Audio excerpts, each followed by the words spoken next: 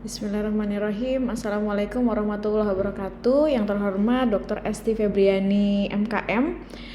Di sini saya akan menjelaskan sedikit paparan mengenai tugas atau UAS mata kuliah Kepemimpinan dan Berpikir Sistem, di mana kami yang berkelompok ada Dr. Retno Suciana dan Pak Kusiono dengan judul Indikator Nasional Mutu Rumah Sakit.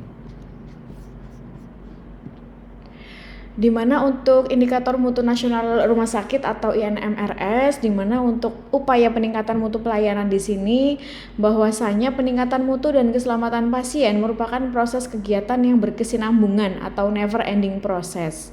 Di sini ada proses pemilihan, kemudian pengukuran dan juga evaluasi. Untuk upaya peningkatan mutu pelayanan sendiri, kami ada 2 tahap. Yang pertama peningkatan mutu internal dan juga peningkatan mutu eksternal. Untuk mutu internal sendiri yaitu diambil dari penetapan indikator mutu, melakukan pengukuran, evaluasi dan juga perbaikan. Sedangkan peningkatan mutu eksternal sendiri dilakukan oleh pihak eksternal Vaskes melalui sertifikasi ataupun akreditasi. Kemudian indikator nasional mutu rumah sakit sendiri ada 13 item. Yang pertama kepatuhan kebersihan tangan, yang kedua kepatuhan penggunaan APD, yang ketiga kepatuhan indikator identifikasi pasien, yang keempat waktu tanggap operasi seksio sesarea emergensi, yang kelima waktu tunggu rawat jalan, dan yang keenam penundaan operasi elektif. Yang ketujuh kepatuhan waktu visit dokter, yang kedelapan pelaporan hasil kritis laboratorium, kepatuhan penggunaan formularium nasional, kepatuhan terhadap alur klinis atau clinical pathways. Berikutnya kepatuhan upaya pencegahan resiko pasien jatuh. Berikutnya adalah kecepatan waktu tanggap komplain, dan yang terakhir kepuasan pasien. Yang pertama kepatuhan kebersihan tangan. Di sini untuk besar sampel atau teknik sampling yang diambil ada minimal 200 peluang per unit atau sebanyak 200 pasien. Di mana untuk sumber datanya sendiri diambil dari hasil observasi atau pengamatan penggunaan formulari pengumpulan data atau aplikasi pelaporan. Kemudian untuk pelaporan analisanya sendiri dilakukan setiap bulan, triwulan atau tahunan oleh setiap unit. Analisis dilakukan setiap triwulan atau tahunan, di mana untuk target kepatuhan kebersihan tangan untuk INM rumah sakit adalah lebih dari sama dengan 85%. Yang berikutnya adalah kepatuhan penggunaan APD, di mana untuk sampelnya sendiri itu ada total sampling jika populasinya kurang dari 30, tetapi jika lebih dari 30% atau 30 pasien menggunakan rumus Lovin. Kemudian untuk sumber datanya sendiri sama dari hasil observasi atau pengamatan menggunakan formulir dan lain sebagainya. Kemudian untuk pelaporan analisisnya dilakukan setiap bulan, triwulan atau tahunan. Analisis dilakukan setiap bulanan, triwulan atau tahunan. Di mana untuk target kepatuhan penggunaan APD di rumah sakit adalah 100%. Kemudian yang ketiga adalah kepatuhan identifikasi pasien. Untuk sampelnya sendiri sama, jika kurang dari 30 menggunakan total sampling, tapi jika lebih dari sama dengan 30 menggunakan rumus Lovin. Kemudian hasil observasi untuk sumber datanya dan pengumpulan data melalui formulir.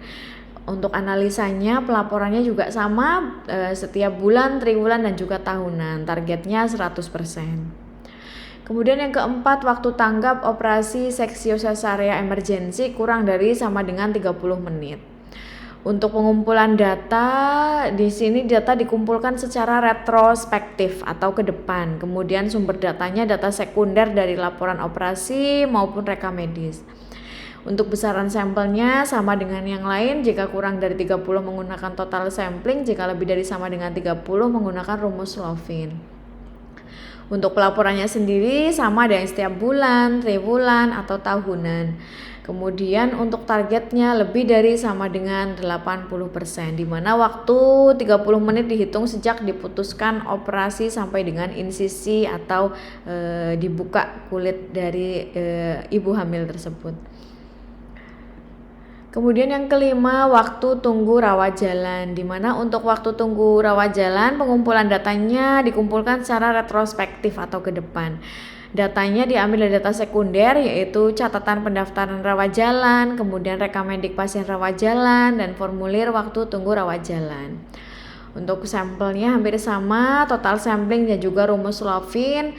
Untuk pelaporan analisanya, analisa dilakukan setiap tahun, triwulan, atau bulanan. Targetnya lebih dari sama dengan 80%, di mana untuk waktu tunggu rawat jalan itu dihitung sejak pasien kontak dengan petugas pendaftaran atau saat petugas pendaftaran menanyakan dan mencatat data pasien, atau saat pasien melakukan konfirmasi kehadiran untuk pendaftaran online sampai mendapat pelayanan dokter atau dokter spesialis. Kemudian yang keenam adalah penundaan operasi elektif. Penundaan di sini adalah waktu penundaan 60 menit dihitung sejak waktu operasi yang dijadwalkan sampai dengan pelaksanaan operasi, di mana untuk penundaan operasi elektif itu targetnya kurang dari 5%. Jadi semakin sedikit penundaan operasi semakin baik nilainya. Di mana untuk pengumpulan datanya adalah retrospektif, kemudian sumber datanya diambil dari data sekunder, dari laporan operasi maupun rekam medis. Besar sampelnya yaitu rumus Slovin dan juga total sampel, dan juga pelaporan serta analisanya dilakukan setiap bulan, triwulan, atau tahunan. Yang berikutnya mengenai ketepatan visit dokter spesialis. Jadi untuk pengumpulan datanya sama retrospektif, kemudian sumber datanya dari data sekunder yaitu laporan visit dalam rekam medis. Untuk sampelnya total sampling dan juga rumus Slovin jika lebih dari sama dengan 30 sampel, dan untuk pelaporannya sama tiap bulan, triwulan, tahunan. Targetnya di sini adalah lebih dari sama dengan 80%. Yang berikutnya adalah pelaporan hasil kritis laboratorium, di mana untuk hasil kritis laboratorium pelaporannya targetnya harus 100% terlapor. Waktu lapor hasil kritis laboratorium dihitung sejak hasil pemeriksaan keluar dan telah dibaca oleh dokter atau analisis yang diberi kewenangan sampai dilaporkan hasilnya kepada dokter yang meminta pemeriksaan. Ini juga sama untuk sampel yang dilakukan atau besar sampelnya menggunakan total sampling dan rumus Slovin. Untuk pelaporannya sendiri yaitu setiap bulan, triwulan, dan juga tahunan. Yang berikutnya mengenai kepatuhan penggunaan formularium nasional, di mana untuk pengumpulan datanya yaitu secara retrospektif, kemudian sumber datanya adalah data sekunder dari lembar resep. Sedangkan untuk besar sampelnya hampir sama, total sampling dan juga rumus Slovin jika sampel lebih dari 30.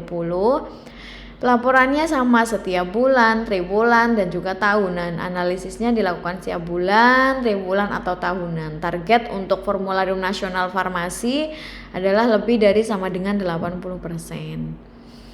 Yang ke-10 yaitu kepatuhan terhadap alur klinis atau clinical pathways. Jadi di rumah sakit ini memang setiap pemberian terapi dokter spesialis maupun paramedis itu harus sesuai dengan clinical pathways atau alur klinis yang sudah ditetapkan oleh Kemenkes. Untuk clinical pathways sendiri dievaluasi adalah kepatuhan 5 CP prioritas nasional. Yang pertama hipertensi, yang berikutnya DM tipe 2 dengan maksimal 1 komorbid, kemudian TB, HIV, dan juga keganasan. Yang ke-11 adalah kepatuhan upaya pencegahan resiko pasien jatuh. Untuk kepatuhan upaya pencegahan resiko jatuh dinilai dari dilakukannya asesmen awal, asesmen ulang, dan juga monitoring intervensi. Untuk pelaporannya sendiri dan juga analisanya dilakukan setiap bulan, triwulan, dan juga tahunan. Sampel yang diambil yaitu tekniknya total sampling jika kurang dari 30 dan rumus Slovin jika lebih dari 30. Sumber datanya adalah data sekunder dan pengumpulan datanya retrospektif. Yang berikutnya kepatuhan waktu tanggap komplain, di mana untuk waktu tanggap diukur sesuai dengan grading komplainnya. Targetnya adalah lebih dari 80%. Jadi semakin baik target yang dicapai atau tanggap komplain yang telah dilaksanakan, maka semakin baik juga indikator yang dicapai oleh rumah sakit. Di mana untuk sumber datanya adalah data sekunder dari laporan komplain, dikumpulkan secara retrospektif. Yang terakhir di sini kepuasan pasien. Jadi sampel atau teknik sampelnya sendiri adalah tabel sampel Krejci and Morgan. Stratified random sampling berdasarkan unit pelaporan. Kemudian sumber datanya adalah data primer dengan lembar kuesioner survei kepuasan pasien. Pengumpulan datanya dengan survei dan juga analisa atau pelaporan dari kepuasan pasien ini beda dengan yang lain. Kalau yang untuk kepuasan pasien, pelaporan dilakukan setiap 6 bulan atau per semester. Kemudian untuk analisanya dilakukan setiap 6 bulan atau tahunan dengan target lebih dari sama dengan 76,61 pasien. 76,61%. Kemudian untuk overview dimensi mutu pelayanan kesehatan atau yang tertera pada indikator nasional mutu rumah sakit yang sudah kami rangkum bahwa dimensi mutu pelayanan kesehatan memiliki 7 dimensi mutu. Yang pertama adalah efisiensi, yang kedua efektivitas, kemudian waktu, tepat waktu, kemudian aman, adil, dan berorientasi pasien. Dimana untuk efisiennya sendiri yaitu optimalkan sumber daya yang ada tanpa pemborosan bahan. Kemudian yang berikutnya efektif. Apa yang dimaksud efektif? Yaitu menyediakan pelayanan kesehatan yang berbasis bukti kepada masyarakat. Yang ketiga adalah tepat waktu, mengurangi waktu tunggu dan keterlambatan pemberian pelayanan kesehatan. Kemudian untuk aman sendiri yaitu meminimalisasi terjadinya kerugian atau HAM, cedera dan kesalahan medis yang bisa dicegah kepada mereka yang menerima pelayanan. Adil di sini menyediakan pelayanan seragam tanpa membedakan jenis kelamin, suku, etnik, tempat tinggal, agama maupun sosial ekonomi.